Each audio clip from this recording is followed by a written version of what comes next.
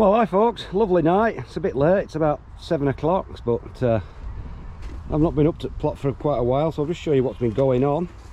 Things really need to start getting harvested now, like the onions and things and the garlic, because they've all fallen over. So, but I've just been that busy at work, I've not had a minute to myself that last week, and it won't be the same. It'll be the same for another week as well. So ideally I should be harvesting them now because they've flopped over, a lot of them, but I've just not got time. So I'll just show you how the state of play at the moment of certain things. Banana shallots are still standing up. Some quite massive ones there, as you can see.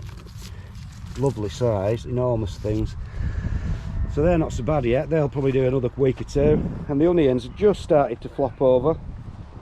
Not all of them, but they're way big enough. And I don't really want to start having a big rain shower on them now, because once they've flopped over, because they'll tend to split really. So anyway, but like I said, I can't do anything. I'm just so busy at the moment. Garlic's all flopped over in the last few days. We've had some quite strong winds, so that could do with harvesting. I don't think that'll take any harm sitting in the soil for a few days or a week or so.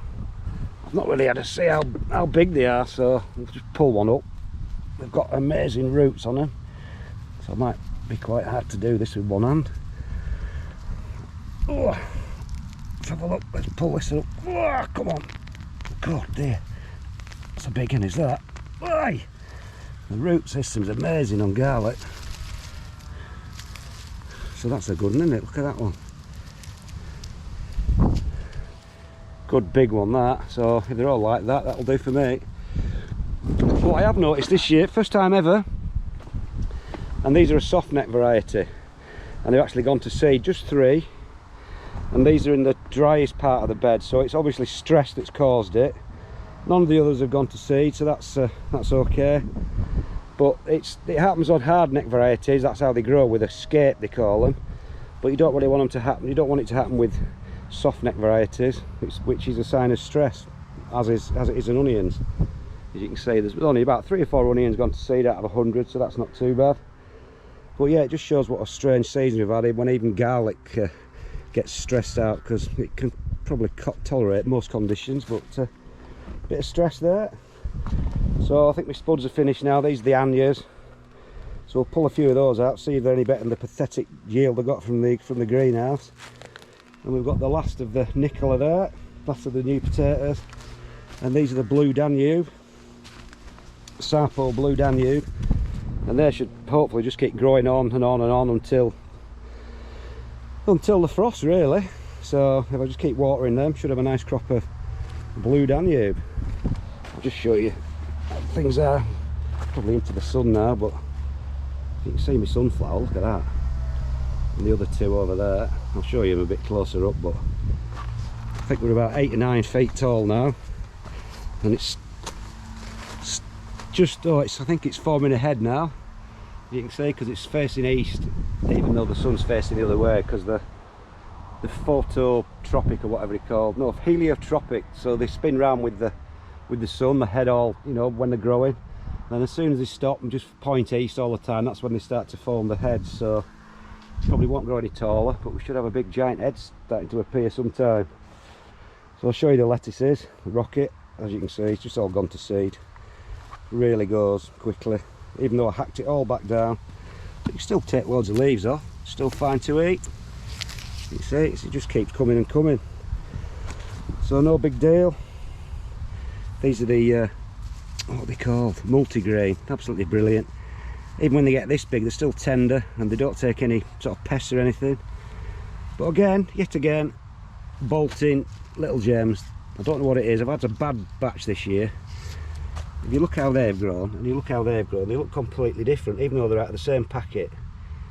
They look more like a distinctive cos lettuce rather than a little gem with the heart. So I think they've just made a right mess with the seeds, to be honest.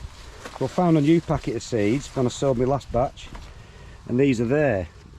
So we'll see how they get on in relation to the older batch of the little gems. So I've still got plenty of lettuce going. I've got a few little seedlings to plant out from home just to fill these gaps in. So we should have a decent supply of lettuce until September time, or through to September. Now I really can't be bothered to pick these again. So I came up the other night, about a week ago, and I'm not kidding you, I picked 10 litres of them. And they're ready again, look, it's ridiculous. I got £6 off this sort of square yard plot. And look at them, they're all ready again. I've never known a more prolific variety of French beans in my life.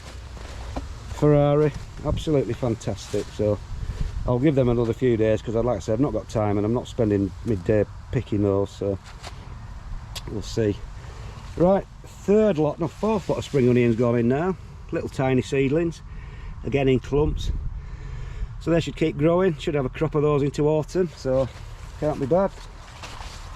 How's the courgette doing? Thankfully not doing too well. So it's just producing just enough little ones, so I'm not being overwhelmed by them. And this is the second batch of peas which I'm going to have to pick tonight. I picked these about a week ago. They'd all fallen down in the wind, so I sort of tied them up a bit. But they're ready for picking again. I've got a bucket full off these as well. And a few had fallen on the floor and were touching the ground, and a few mice had had a few nibbles at them. And you can see, look, there you go.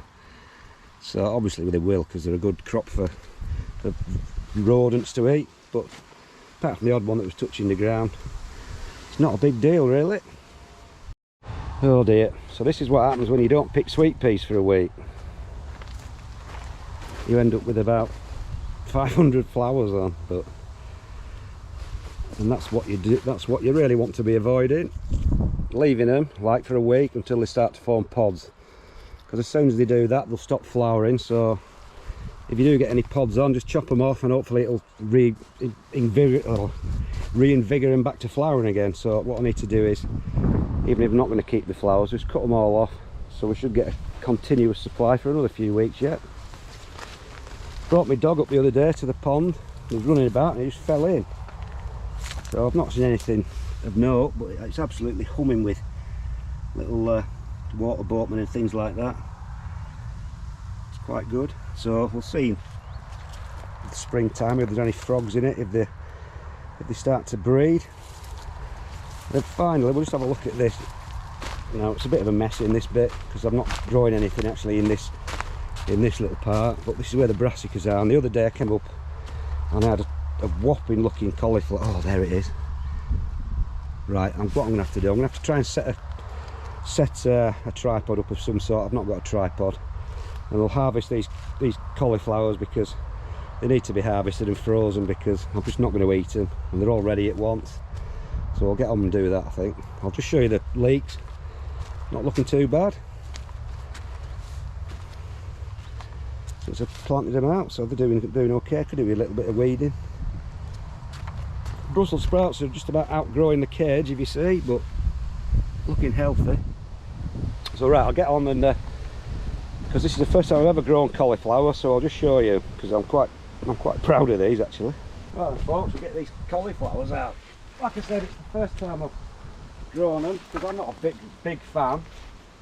Wow, we could just caught that before it goes to seed, so it starts blowing.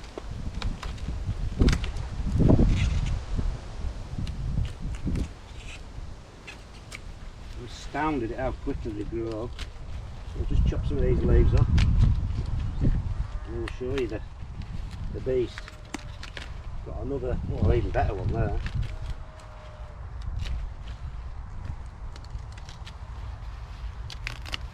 Yeah, I'm astounded at how quickly they've grown.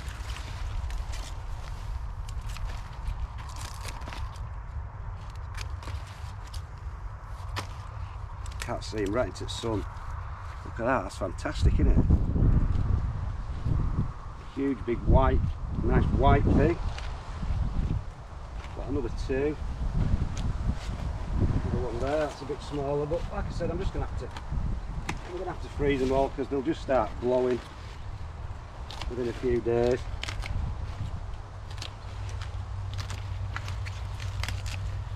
But I'm really surprised with these. I mean,